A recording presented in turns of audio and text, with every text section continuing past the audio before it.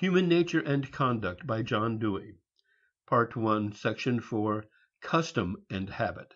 Human Psychology is Social, Habit as Conservative, Mind and Body. This LibriVox recording, read by William Jones, is in the public domain. We often fancy that institutions, social custom, and collective habit have been formed by the consolidation of individual habits. In the main, this supposition is false to fact. To a considerable extent, customs, or widespread uniformities of habit, exist because individuals face the same situation and react in like fashion. But to a larger extent, customs persist because individuals form their personal habits under conditions set by prior customs. An individual usually acquires the morality as he inherits the speech of his social group. The activities of the group are already there, and some assimilation of his own acts to their pattern is a prerequisite of a share therein, and hence of having any part in what is going on. Each person is born an infant, and every infant is subject from the first breath he draws and the first cry he utters to the attentions and demands of others. These others are not just persons in general with minds in general. They are beings with habits, and beings who upon the whole esteem the habits they have, if for no other reason than that, having them, their imagination is thereby limited. The nature of habit is to be assertive, insistent, and self-perpetuating. There is no miracle in the fact that if a child learns any language, he learns the language that those about him speak and teach, especially since his ability to speak that language is a precondition of his entering into effective connection with them, making wants known, and getting them satisfied. Fond parents and relatives frequently pick up a few of the child's spontaneous modes of speech, and for a time at least they are portions of the speech of that group. But the ratio which such words bear to the total vocabulary in use gives a fair measure of the part played by purely individual habit in forming custom in comparison with the part played by custom in forming individual habits.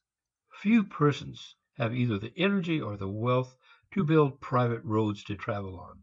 They find it convenient, natural, to use the roads that are already there, while unless their private roads connect at some point with the highway, they cannot build them even if they would.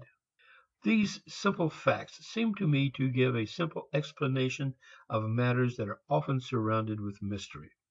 To talk about the priority of society to the individual is to indulge in nonsensical metaphysics.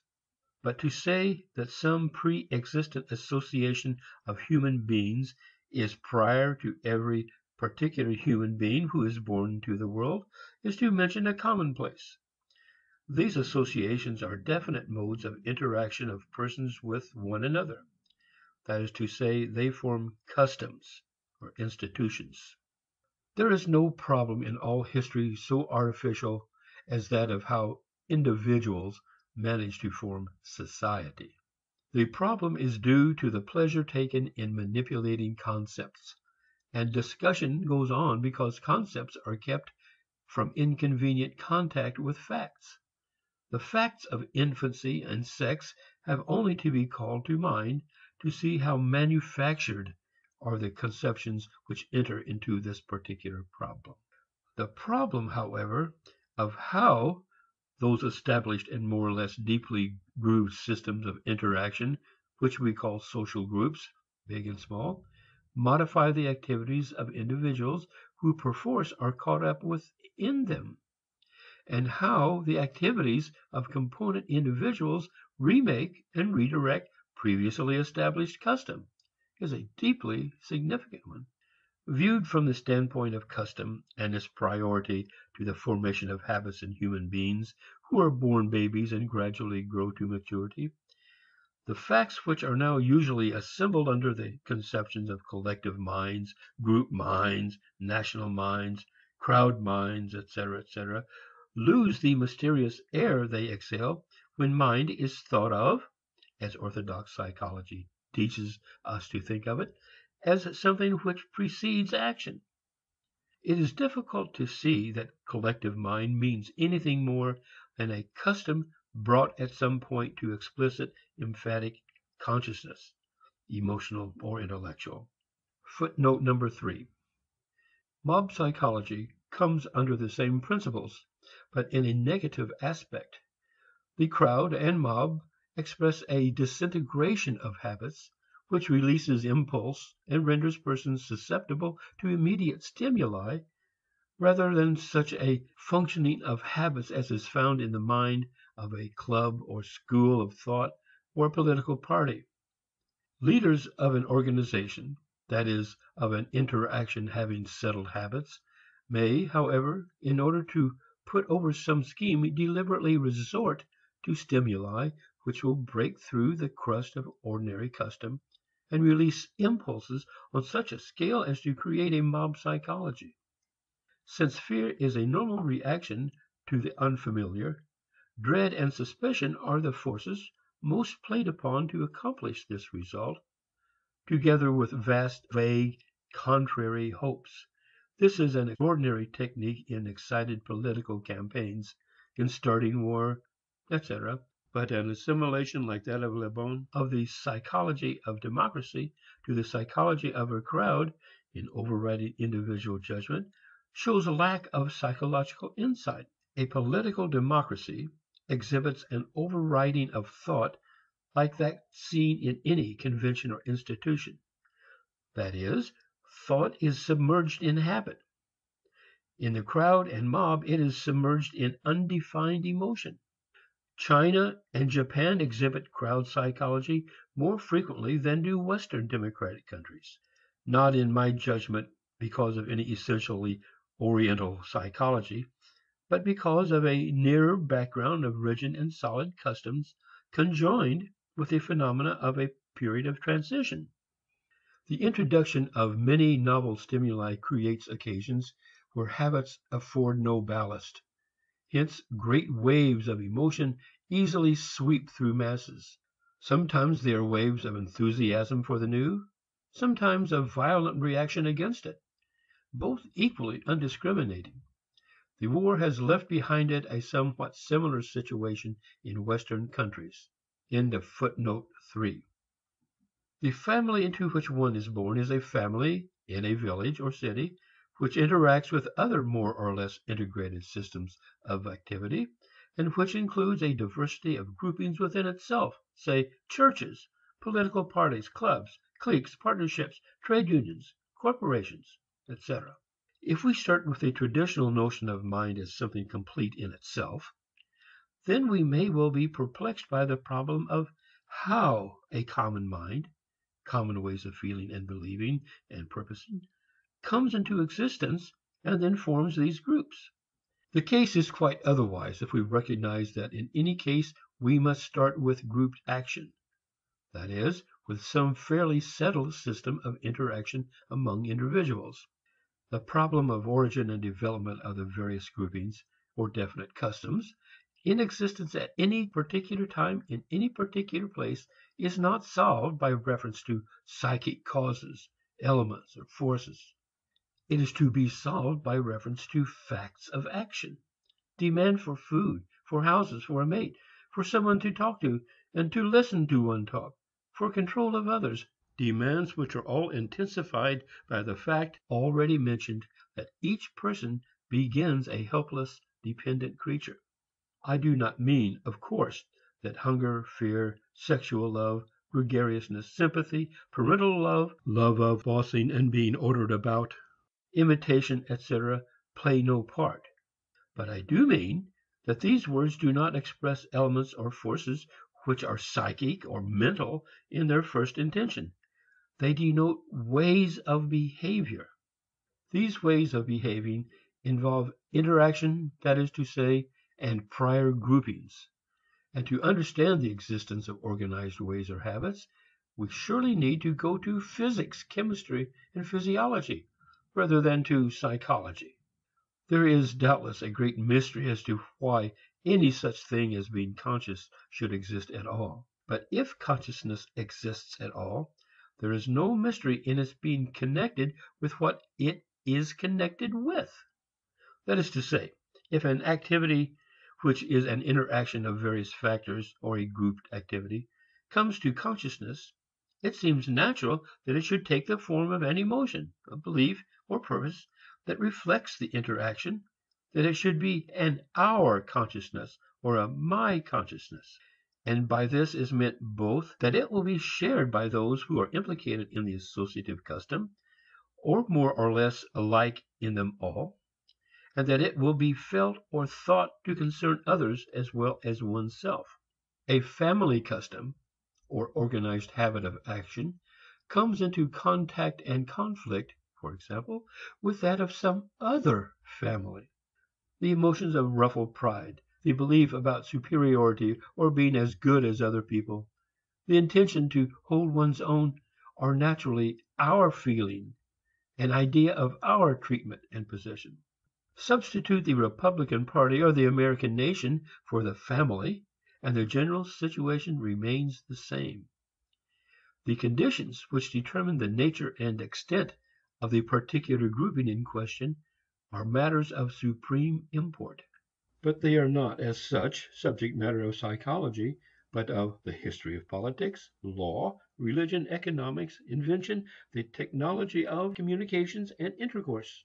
Psychology comes in as an indispensable tool, but it enters into the matter of understanding these various special topics, not into the question of what psychic forces form a collective mind and therefore a social group. That way of stating the case puts the cart a long way before the horse, and naturally gathers obscurities and mysteries to itself. In short, the primary facts of social psychology center about collective habit, custom, in addition to the general psychology of habit, which is general and not individual in any intelligible sense of the word.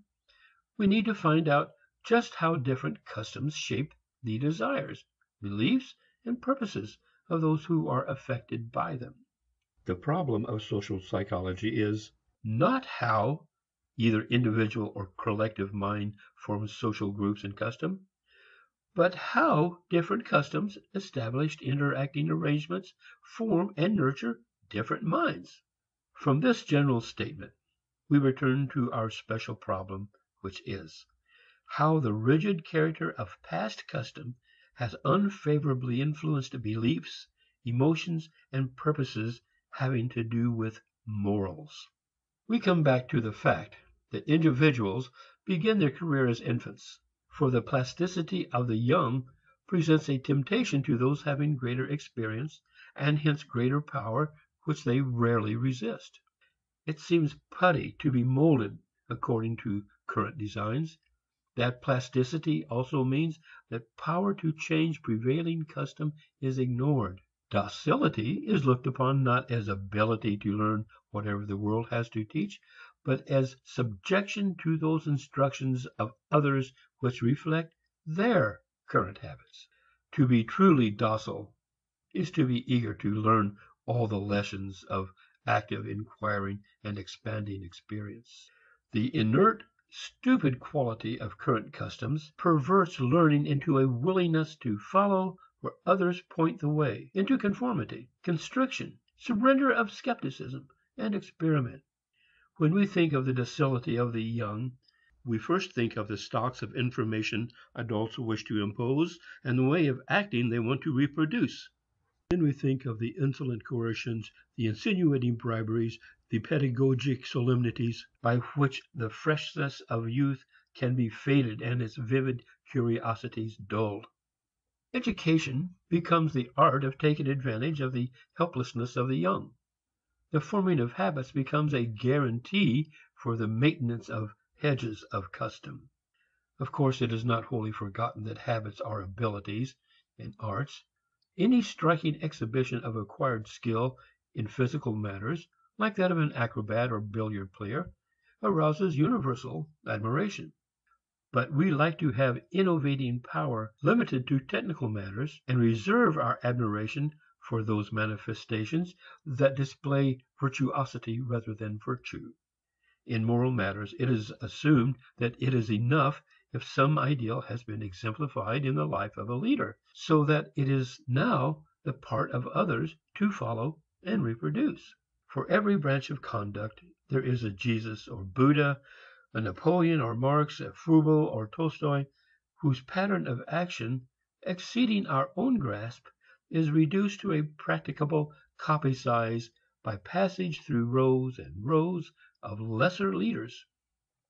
The notion that it suffices if the idea, the end, is present in the mind of some authority dominates formal schooling. It permeates the unconscious education derived from ordinary contact and intercourse. Where following is taken to be normal, moral originality is pretty sure to be eccentric.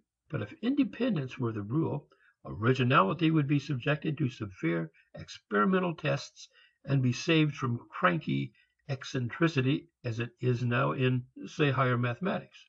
The regime of custom assumes that the outcome is the same whether an individual understands what he is about or whether he goes through certain motions while mouthing the words of others, repetition of formulae being esteemed of greater importance upon the whole than repetition of deeds. To say what the sect or clique or class says is the way of proving that one also understands and approves what the clique clings to. In theory, democracy should be a means of stimulating original thought and of evoking action deliberately adjusted in advance to cope with new forces. In fact, it is still so immature that its main effect is to multiply occasions for imitation.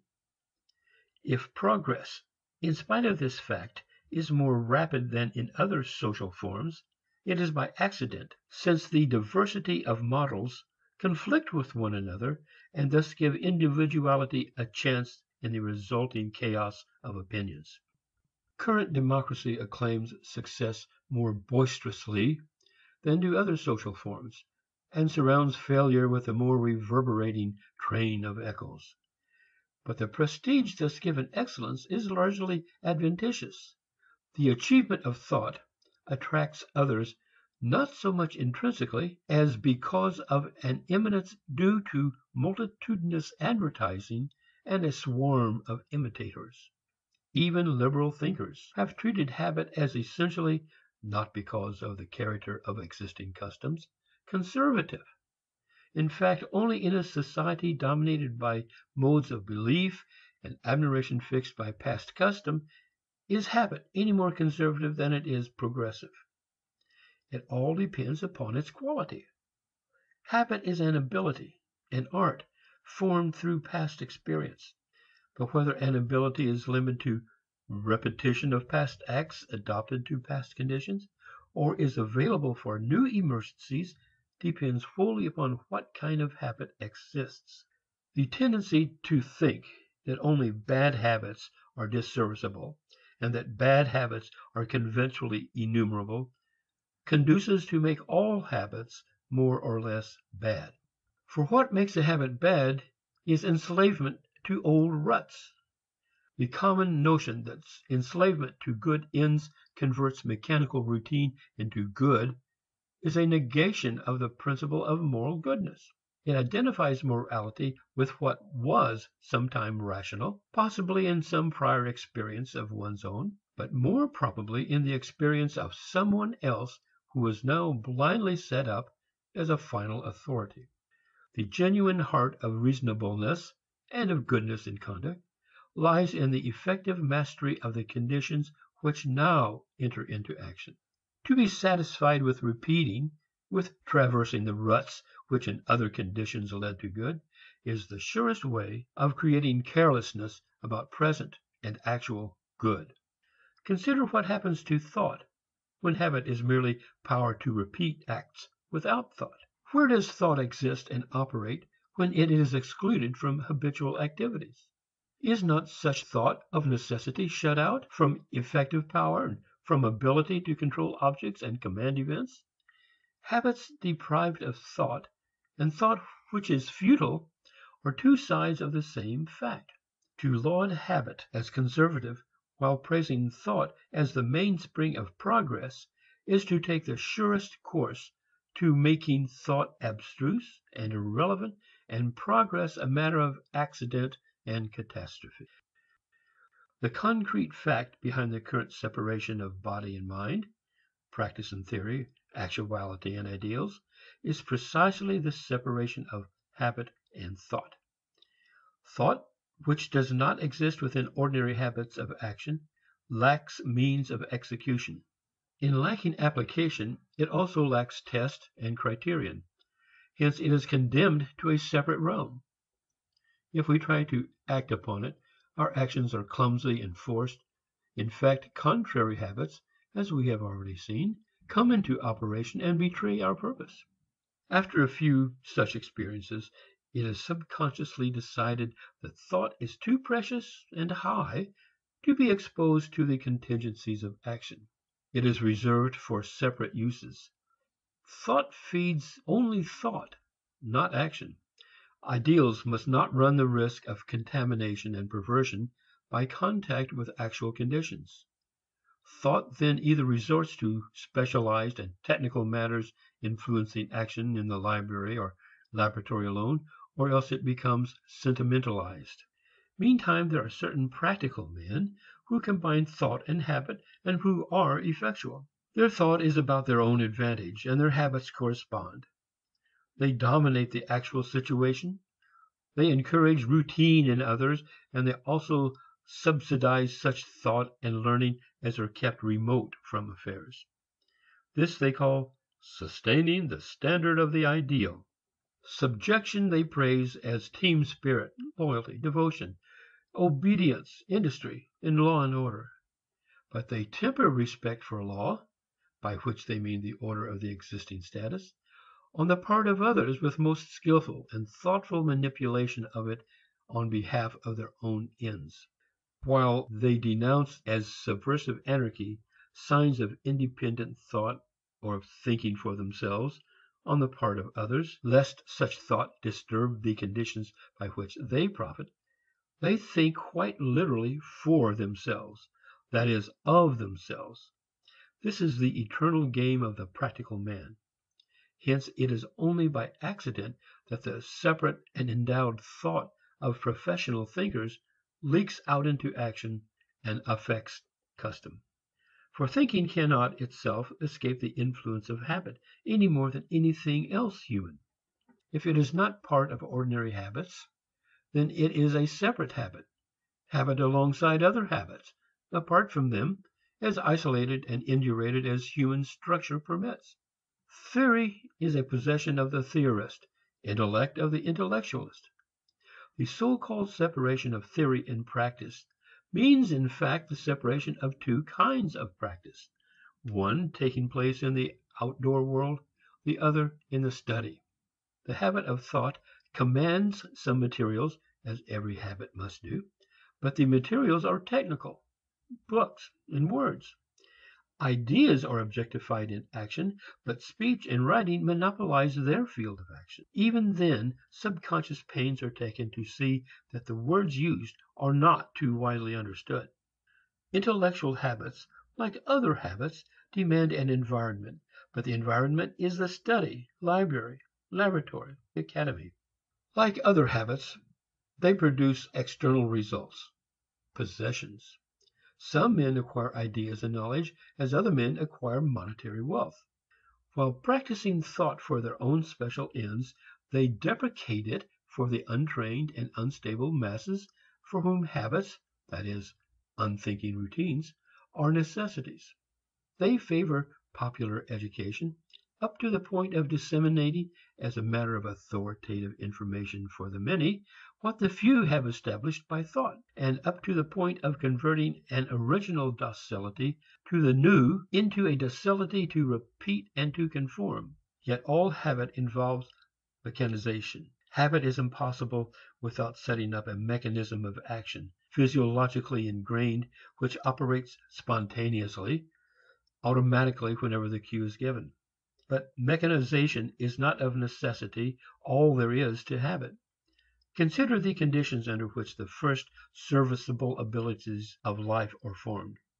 When a child begins to walk, he acutely observes, he intently and intensely experiments. He looks to see what is going to happen, and he keeps curious watch on every incident. What others do, the assistance they give, and the models they set, operate not as limitations but as encouragements to his own acts, reinforcements of personal perception and endeavor. The first toddling is a romantic adventure into the unknown, and every gained power is a delightful discovery of one's own powers and of the wonders of the world.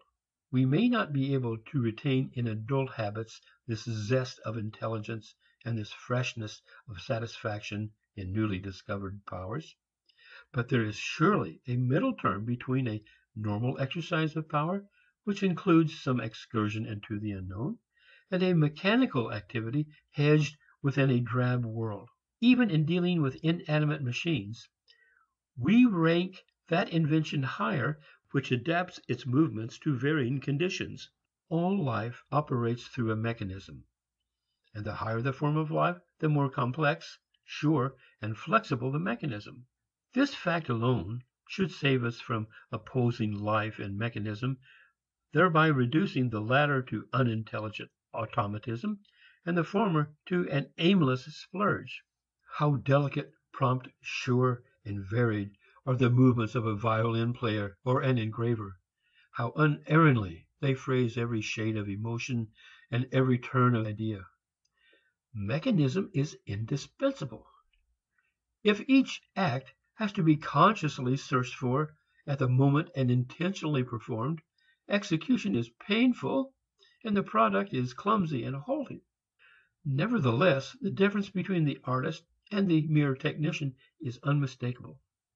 The artist is a masterful technician. The technique or mechanism is fused with thought and feeling. The mechanical performer permits the mechanism to dictate the performance. It is absurd to say that the latter exhibits habit and the former not. We are confronted with two kinds of habit, intelligent and routine. All life has its elan, but only the prevalence of dead habits deflects life into mere elan. Yet the current dualism of mind and body, thought and action, is so rooted that we are taught, and science is said to support the teaching, that the art, the habit of the artist, is acquired by previous mechanical exercises of repetition in which skill, apart from thought, is the aim, until suddenly, magically, this soulless mechanism is taken possession of by sentiment and imagination and becomes a flexible instrument of mind. The fact, the scientific fact, is that even in his exercises, his practice for skill, an artist uses an art he already has. He acquires greater skill because of the practice of skill is more important to him than the practice for skill. Otherwise, natural endowment would count for nothing, and sufficient mechanical exercise would make anyone an expert in any field. A flexible, sensitive habit grows more varied and more adaptable by practice and use. We do not as yet fully understand the physiology factors concerned in mechanical routine on one hand and artistic skill on the other, but we do know that the latter is just as much habit as is the former. Whether it concerns the cook, musician, carpenter, citizen, or statesman, the intelligent or artistic habit is the desirable thing, and the routine the undesirable thing, or at least desirable and undesirable from every point of view except one. Those who wish a monopoly of social power find desirable the separation of habit and thought, action and soul, so characteristic of history.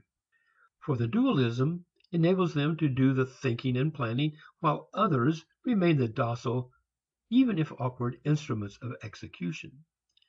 Until this scheme is changed, democracy is bound to be perverted in realization. With our present system of education, by which something much more extensive than schooling is meant, democracy multiplies occasions for imitation, not occasions for thought in action.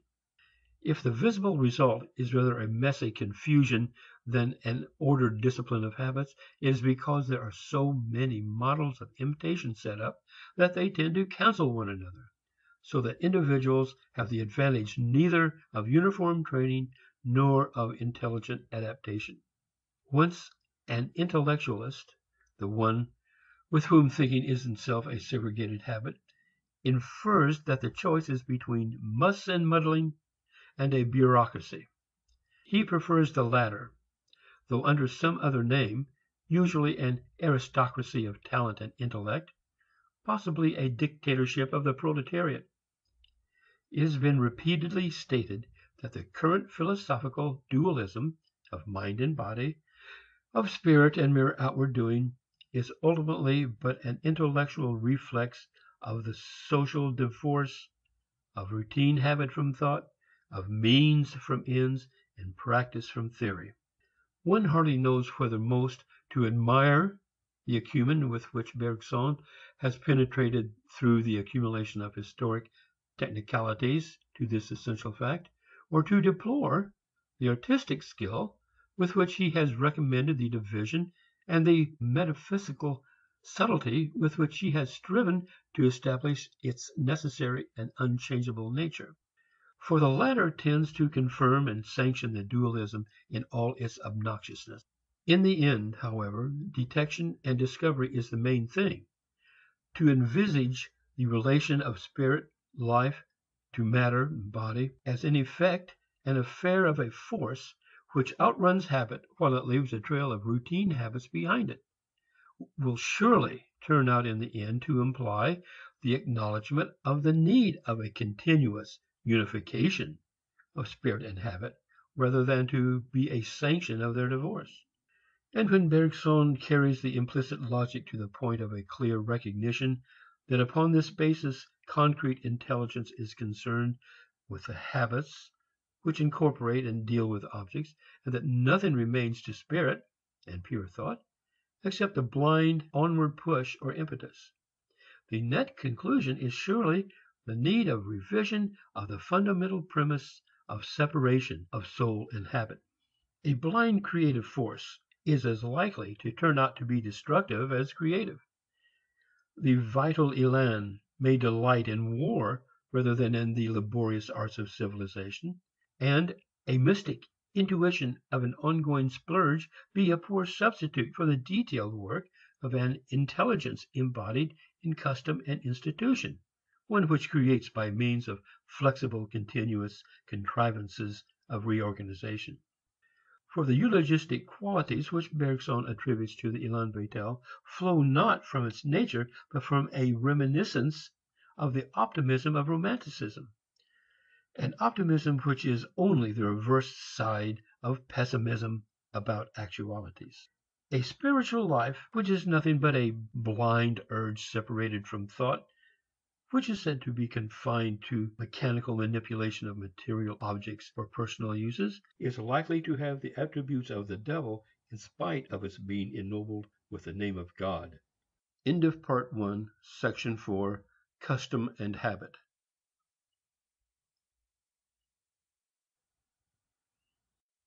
Human Nature and Conduct by John Dewey.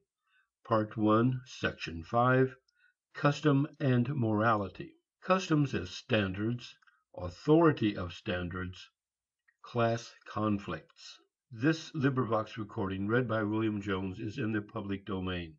For practical purposes, morals means customs, folkways, and established collective habits. This is a commonplace of the anthropologist, though the moral theorist generally suffers from an illusion that his own place and day is, or ought to be, an exception. But always and everywhere, customs supply the standards for personal activities. They are the pattern into which individual activity must weave itself. This is as true today as it ever was. But because of present mobility and interminglings of customs, an individual is now offered an enormous range of custom patterns, and can exercise personal ingenuity in selecting and rearranging their elements. In short, he can, if he will, intelligently adapt customs to conditions, and thereby remake them. Customs, in any case, constitute moral standards, for they are active demands for certain ways of acting. Every habit creates an unconscious expectation. It forms a certain outlook. What psychologists have laboriously treated under the caption of association of ideas has little to do with ideas and everything to do with the influence of habit upon recollection and perception. A habit, a routine habit, when interfered with generates uneasiness, sets up a protest in favor of restoration, a sense of need of some expiatory act, or else it goes off in casual reminiscence. It is the essence of routine to insist upon its own continuation. Breach of it is a violation of right. Deviation from it is transgression. All that metaphysics has said about the nisus of being to conserve its essence, and all that a mythological psychology has said about a special instinct of self-preservation, is a cover for the persistent self-assertion of habit. Habit is energy organized in certain channels. When interfered with, it swells as resentment and as an avenging force. To say that it will be obeyed, that custom makes law, that nomos is lord of all, is after all only to say that habit is habit. Emotion is a perturbation from clash or failure of habit, and reflection, roughly speaking, is the painful effort of disturbed habits to readjust themselves. It is a pity that Westermarck, in his monumental collection of facts which show the connection of custom and morals, is still so much under the influence of current subjective psychology that he misstates the point of his data. For although he recognizes the objectivity of custom, he treats sympathetic resentment and approbation as distinctive inner feelings or conscious states which give rise to acts. In his anxiety to displace an unreal rational source of morals, he sets up an equally unreal emotional basis. In truth, feelings as well as reason spring up within action. Breach of custom or habit is the source of sympathetic resentment, while overt approbation goes out to fidelity to custom maintained under exceptional circumstances. Those who recognize the place of custom in lower social forms generally regard its presence in civilized society as a mere survival, or, like Sumner, they fancy that to recognize its abiding place is equivalent to the denial of all rationality and principle to morality, equivalent to the assertion of blind arbitrary forces in life. In effect, this point of view has already been dealt with. It overlooks the fact that the real opposition is not between reason and habit, but between routine, unintelligent habit, and intelligent habit or art. Even a savage custom may be reasonable in that it is adapted to social needs and uses. Experience may add to such adaptation a conscious recognition of it, and then the custom of rationality is added to a prior custom. External reasonableness or adaptation to ends precedes reasonableness of mind. This is only to say that in morals as well as in physics, things have to be there before we perceive them, and that rationality of mind is not an original endowment, but is the offspring of intercourse with objective adaptations and relations. A view which, under the influence of a conception of knowing the like by the like, has been distorted into Platonic and other objective idealisms. Reason, as observation of an adaptation of acts to valuable results, is not, however, a mere idle mirroring of pre-existent facts. It is an additional event having its own career.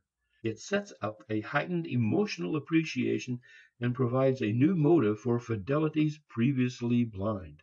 It sets up an attitude of criticism, of inquiry, and makes men sensitive to the brutalities and extravagancies of customs. In short, it becomes a custom of expectation and outlook, an active demand for reasonableness in other customs. The reflective disposition is not self-made, nor a gift from the gods.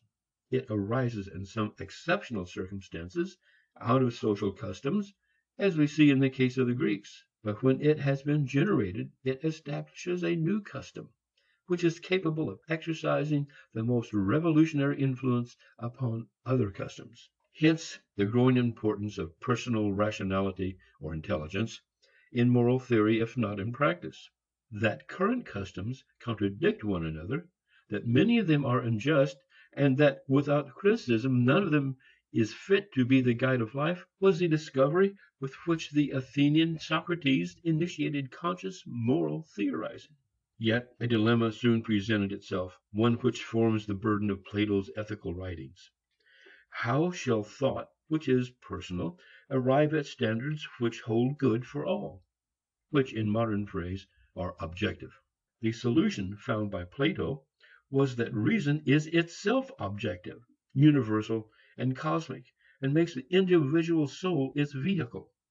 The result, however, was merely to substitute a metaphysical or transcendental ethics for the ethics of custom. If Plato had been able to see that reflection and criticism express a conflict of customs, and that their purport and office is to reorganize and readjust customs, the subsequent course of moral theory would have been very different. Custom would have provided needed objective and substantial balance, and personal rationality or reflective intelligence would have been treated as the necessary organ of experimental initiative and creative invention in remaking custom. We have another difficulty to face. A greater wave rises to overwhelm us. It is said that to derive moral standards from social customs is to evacuate the latter of all authority. Morals, it is said, imply the subordination of fact to ideal consideration, while the view presented makes morals secondary to bare fact, which is equal to depriving them of dignity and jurisdiction. The objection has the force of the custom of moral theorists behind it, and therefore in its denial of custom avails itself of the assistance of the notion it attacks. The criticism rests upon a false separation. It argues, in effect, that either ideal standards antecede customs and confer their moral quality upon them, or that in being subsequent to custom and evolved from them, they are mere accidental byproducts. But how does the case stand with language? Men did not intend language. They did not have social objects consciously in view when they began to talk, nor did they have grammatical and phonetic principles before them by which to regulate their efforts at communication. These things come after the fact, and because of it. Language grew out of unintelligent babblings, instinctive motions called gestures, and the pressure of circumstance. But nevertheless, language once called into existence is language and operates as language. It operates not to perpetuate the forces which produced it, but to modify and redirect them. It has such transcendent importance that pains are taken with its use. Literatures are produced, and then a vast apparatus of grammar, rhetoric, dictionaries, literary criticism, reviews, essays, and derived literature, education, and schooling become a necessity, literacy an end. In short, language, when it is produced, meets old needs and opens new possibilities. It creates demands which take effect, and the effect is not confined to speech and literature, but extends to the common life in communication, counsel, and instruction. What is said of the institution of language holds true of every institution. Family life, property, legal forms, churches and schools, academies of art and science did not originate to serve conscious ends, nor was their generation regulated by consciousness of principles of reason and right. Yet each institution has brought with its development demands, expectation, rules, and standards. These are not mere embellishments of the forces which produce them, nor idle decorations of the scene. They are additional forces. They reconstruct. They open new avenues of endeavor and impose new labors. In short, they are civilization, culture, and morality.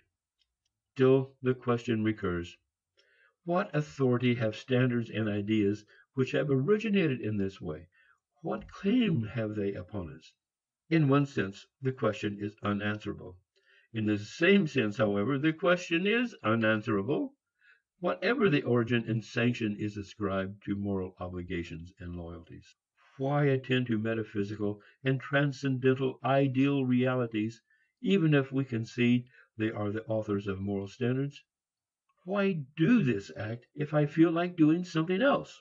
Any moral question may reduce itself to this question, if we so choose. But in an empirical sense, the answer is simple. The authority is that of life. Why employ language, cultivate literature, acquire and develop science, sustain industry, and submit to the refinements of art? To ask these questions is equivalent to asking, why live? And the only answer is that if one is going to live, one must live a life of which these things form the substance. The only question having sense which can be asked is, how are we going to use and be used by these things? Not whether we are going to use them. Reason and moral principles cannot in any case be shoved behind these affairs, for reason and morality grow out of them. But they have grown into them as well as out of them. They are there as part of them. No one can escape them if he wants to. He cannot escape the problem of how to engage in life, since in any case he must engage in it some way or another, or else quit and get out.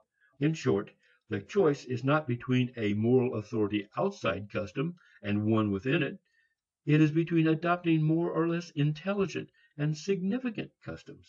Curiously enough, the chief practical effect of refusing to recognize the connection of custom with moral standards is to deify some special custom and treat it as eternal, immutable, outside of criticism and revision. This consequence is especially harmful in times of rapid social flux, for it leads to disparity between nominal standards, which become ineffectual and hypocritical in exact ratio to their theoretical exaltation, and actual habits, which have to take note of existing conditions. The disparity breeds disorder. Irregularity and confusion are, however, practically intolerable, an effective generation of a new rule of some sort or another. Only such complete disturbance of the physical basis of life and security as comes from plague and starvation can throw society into utter disorder. No amount of intellectual transition can seriously disturb the main tenor of custom or morals. Hence, the greater danger which attends to the attempt in a period of social change to maintain the immutability of old standards is not general moral relaxation, it is rather social clash, an irreconciled conflict of moral standards and purposes, the most serious form of class warfare. For segregated classes develop their own customs, which is to say their own working morals. As long as society is mainly immobile, these diverse principles and ruling aims do not clash. They exist side by side in different strata. Power, glory, honor, magnificence, mutual faith, here; industry, obedience, abstinence, humility, and reverence, there; noble and plebeian virtues. Vigor, courage, energy, enterprise, here; submission, patience, charm, personal fidelity, there; the masculine and feminine virtues. But mobility invades society. War, commerce, travel, and communication, contact with the thoughts and desires of other classes, and new inventions in productive industry disturbed the settled distribution of customs. Congealed habits thaw out, and a flood mixes things once separated. Each class is rigidly sure of the rightness of its own ends, and hence not over scrupulous about the means of attaining them. One side proclaims the ultimacy of order, that of some old order which conduces to its own interest. The other side proclaims its rights to freedom, and identifies justice with its submerged claims. There is no common ground, no moral understanding, no agreed upon standard of appeal. Today, such a conflict occurs between propertied classes and those who depend upon daily wage, between men and women, between old and young. Each appeals to its own standard of right, and each thinks the other to be the creature of personal desire, whim, or obstinacy. Mobility has affected peoples as well. Nations and races face one another, each with its own immutable standards. Never before in history have there existed such numerous contacts and minglings. Never before have there been such occasions for conflict, which are the more significant because each side feels that it is supported by moral principles. Customs relating to what has been, and emotions referring to what may come to be, go their independent ways. The demand of each side treats its opponent as a willful violator of moral principles, an expression of self-interest or superior might. Intelligence, which is the only possible messenger of reconciliation, dwells in a far land of abstractions, or comes after the event to record accomplished facts. End of Part 1, Section 5, Custom and Morality.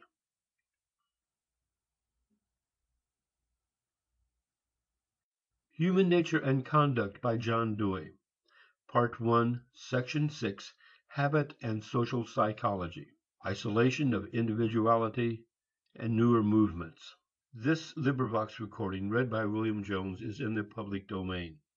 The prior discussion has tried to show why the psychology of habit is an objective and social psychology.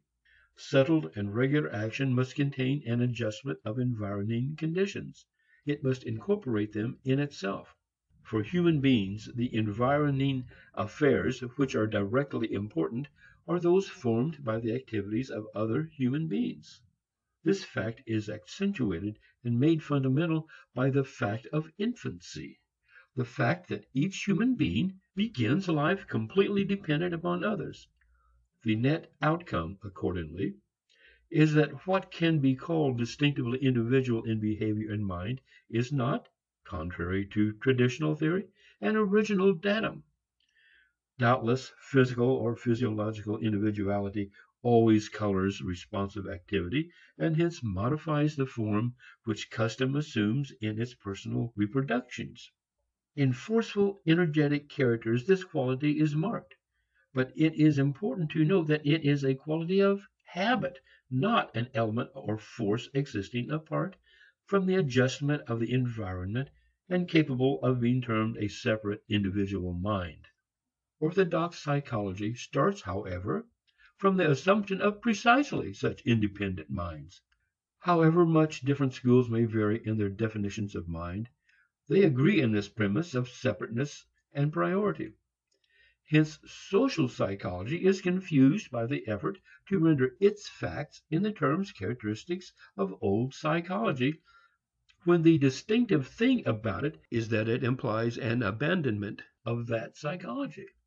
The traditional psychology of the original separate soul, mind, or consciousness is in truth a reflex of conditions which cut human nature off from its natural objective relations. It implies first the severance of man from nature, and then of each man from his fellows. The isolation of man from nature is duly manifested in the split between mind and body, since body is clearly a connected part of nature. Thus the instrument of action and the means of continuous modifications of action, of the cumulative carrying forward of old activity into new, is regarded as a mysterious intruder or as a mysterious parallel accompaniment. It is fair to say that the psychology of a separate and independent consciousness began as an intellectual formulation of those facts of morality which treated the most important kind of action as a private concern, something to be enacted and concluded within character as a purely personal possession. The religious and metaphysical interests which wanted the ideal to be a separate realm finally coincided with a practical revolt against current customs and institutions to enforce current psychological individualism. But this formulation, put forth in the name of science, reacted to confirm the conditions out of which it rose, and to convert it from a historic episode into an essential truth. Its exaggeration of individuality is largely a compensatory reaction against the pressure of institutional rigidities. Any moral theory which is seriously influenced by current psychological theory is bound to emphasize states of consciousness and inner private life at the expense of acts which have public meaning and which incorporate and exact social relationships. A psychology based upon habits and instincts, which become elements in habits as soon as they are acted upon, will on the contrary fix its attention upon the objective conditions in which habits are formed and operate. The rise at the present time of a clinical psychology which revolts at traditional and orthodox psychology is a symptom of ethical import. It is a protest against the futility, as a tool of understanding and dealing with human nature in the concrete, of the psychology of conscious sensations, images, and idea. It exhibits a sense for reality in its insistence upon the profound importance of unconscious forces in determining not only overt conduct, but desire, judgment, belief, and idealization. Every moment of reaction and protest, however, usually accepts some of the basic ideas of the position against which it rebels. So the most popular forms of the clinical psychology, those associated with the founders of psychoanalysis, retain the notion of a separate psychic realm or force. They add a statement pointing to facts of the utmost value, and which is equivalent to practical recognition of the dependence of mind upon habit and of habit upon social conditions. This is the statement of the existence and operation of the unconscious, of complexes due to contacts and conflicts with others, of the social censor. But they still cling to the idea of the separate psychic realm, and so in effect talk about unconscious consciousness. They get their truths mixed up in theory with the false psychology of original individual consciousness, just as the school of social psychologists does upon its side. Their elaborate artificial explanations, like the mystic collective mind, consciousness, and oversoul of social psychology, are due to failure to begin with the facts of habit and custom. What then is meant by individual mind, by mind as individual? In effect, the reply has already been given. Conflict of habits releases impulsive activities which in their manifestation require a modification of habit, of custom and convention. That which was at first the individualized color or quality of habitual activity is abstracted and becomes a center of activity aiming to reconstruct custom in accord with some desire which is rejected by the immediate situation, and which therefore is felt to belong to one's self, to be the mark and possession of an individual in partial and temporary opposition to his environment. These general and necessarily vague statements will be made more definite in the further discussion of impulse and intelligence. For impulse, when it asserts itself deliberately against an existing custom, is the beginning of individuality in mind. This beginning is developed and consolidated in the observation, judgments, and inventions which try to transform the environment so that a variant, deviating impulse may itself in turn become incarnated in objective habit. End of Part 1, Section 6, Habit and Social Psychology.